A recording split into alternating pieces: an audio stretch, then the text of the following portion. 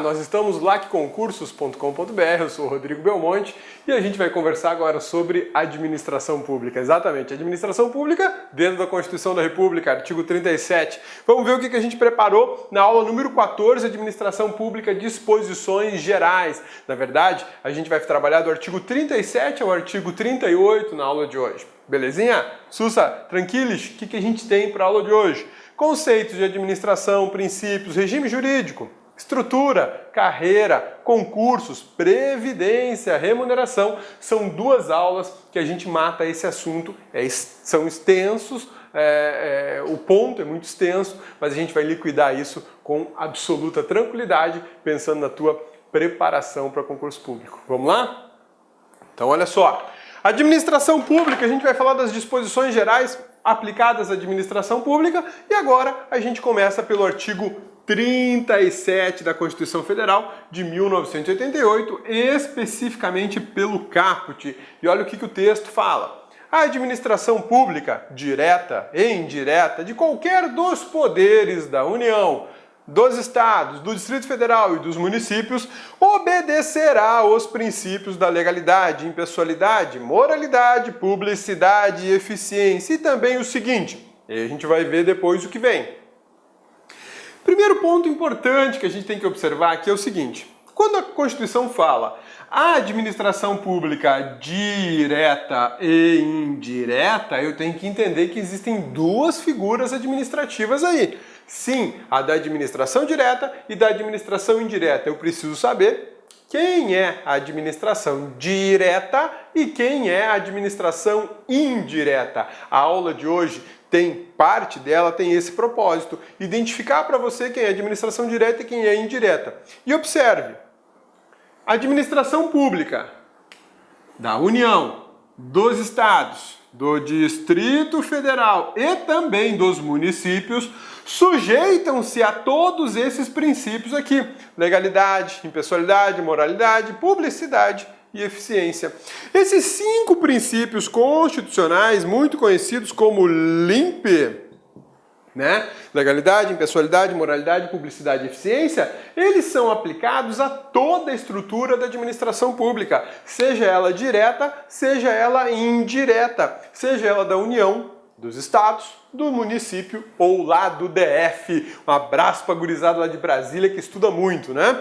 Conceito de administração pública, a gente tem um conceito formal e um conceito material, e isso é importante a gente saber. Olha só, Cabeça trouxe para você aqui já mastigadinho o que tem de melhor na doutrina de direito constitucional e de direito administrativo sobre o conceito de administração pública. Olha lá, conceito de administração pública material. Observa a natureza e o regime jurídico da atividade executada. Olha que interessante isso. Observa a natureza e o regime jurídico da atividade executada. Aqui a preocupação é com a seguinte questão: o que a administração faz? Eu identifico a atividade e, por conta disso, eu a chamo de administração pública. Então, é aí que a gente acaba entendendo, muitas vezes, que algumas instituições privadas, algumas pessoas jurídicas de direito privado, são consideradas e chamadas administração pública. Por quê? Porque eu estou observando o que ela faz, o serviço que ela desempenha. E serviços públicos, nós bem sabemos que podem ser executados por particulares e pela própria administração pública.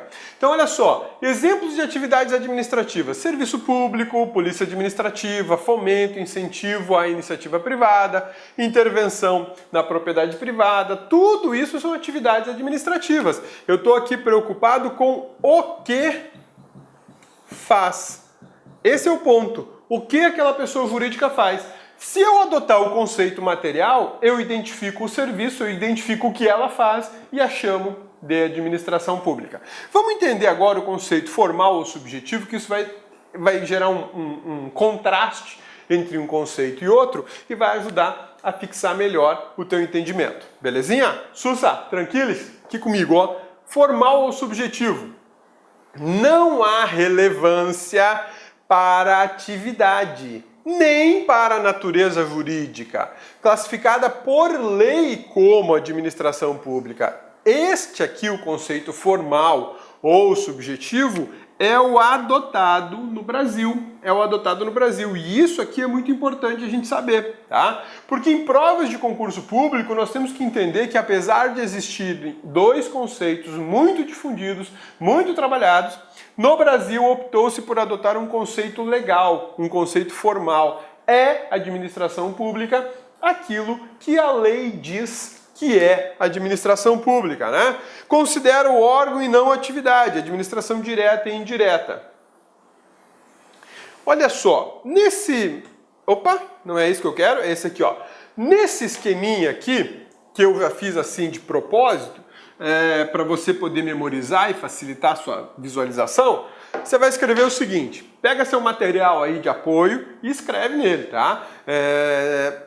Administração pública pode ser indireta e pode ser direta, tudo bem? Essa administração pública a gente já sabe que a indireta pode ser da União, pode ser do DF, municípios e estados. A mesma coisa aqui, União, DF, municípios e estados, ok? Beleza? Sussa! Ela pode ser, portanto, federal, estadual, municipal e distrital. Quando eu falo em administração indireta, a gente vai entender ou vai estudar que nós estamos falando de empresa pública, sociedade de economia mista, de autarquias, de fundações, né, de agências reguladoras e por aí vai. E quando a gente fala de administração pública direta, eu estou falando de órgãos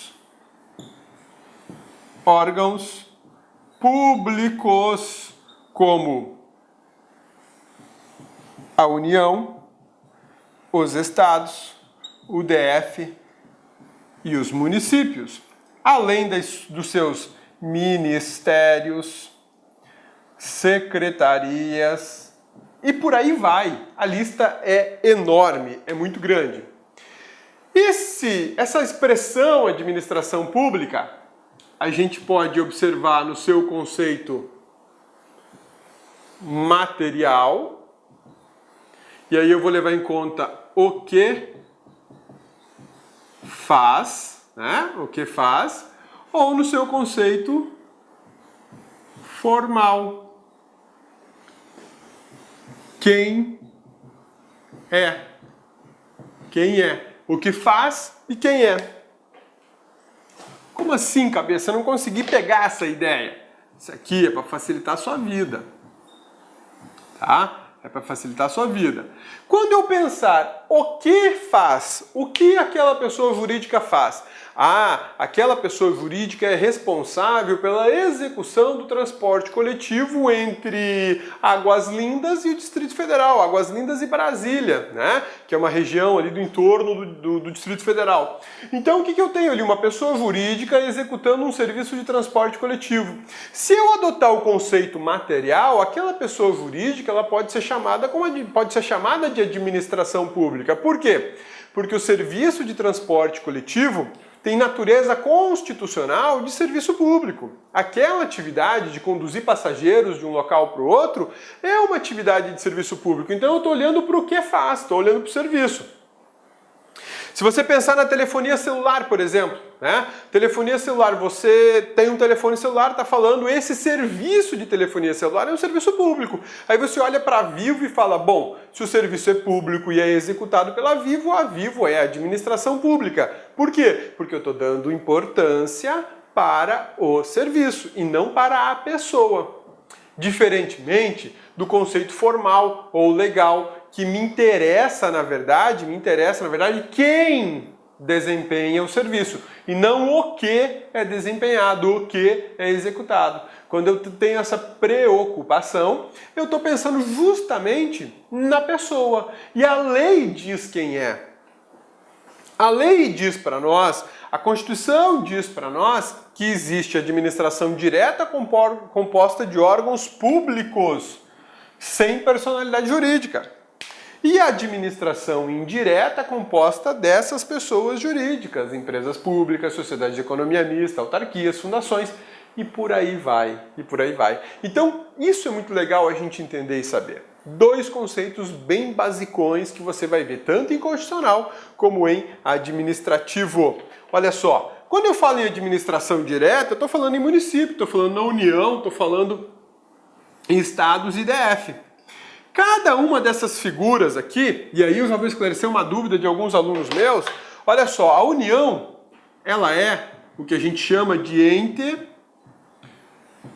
político. Não só a União, estados, DF, municípios são entes políticos, tá? Onde é que eu acho isso? Artigo 1º da Constituição Federal de 1988, artigo 18 da Constituição Federal de 1988. Eu tenho lá, nesses dois dispositivos, a identificação de estados, União, municípios e DF como entidades políticas. Por que entidades políticas? Porque eles formam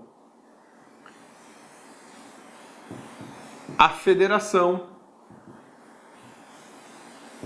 a sua organização e a sua administração. Além de serem entes políticos, são pessoas jurídicas de direito público interno. E cada uma dessas figuras aqui possui órgãos, que podem ser, por exemplo, órgãos autônomos, órgãos de supervisão, órgãos de execução e por aí vai a classificação. Esses órgãos públicos não detêm personalidade jurídica. Quem detém a personalidade jurídica é o município, a União e o Estado. Belezinha? Sussa? Tranquilos? Isso é super importante você entender, porque os princípios da Constituição aplicados à administração pública dizem respeito a toda essa estrutura. E quando a gente pensa em administração indireta, a situação muda um pouco, né? Mas eu continuo com a mesma lógica, com o mesmo raciocínio, só que com uma configuração um pouco diferente, né? Olha só, agora eu estou dentro da estrutura da administração pública indireta reconhecida pela Constituição Federal lá no artigo 37. A Constituição reconhece a existência das seguintes pessoas jurídicas dentro da administração pública indireta. Isso serve para os estados, municípios, União e DF. Quem são? Autarquia, fundação, sociedade de economia mista e empresa pública. Cada uma delas pode ter suas subsidiárias. O que são subsidiárias? Outras empresas ligadas a elas realizando alguma atividade que seja parte da atividade de uma empresa pública, de uma sociedade de economia mista, por exemplo. Quando a gente pensa, rapidinho, quando a gente pensa, por exemplo, na Petrobras. A Petrobras, ela transporta petróleo, né? Mas para transportar petróleo... Olá, meus amigos, minhas amigas, sou o professor Luiz Antônio de Carvalho e estou aqui para fazer um convite muito especial para vocês.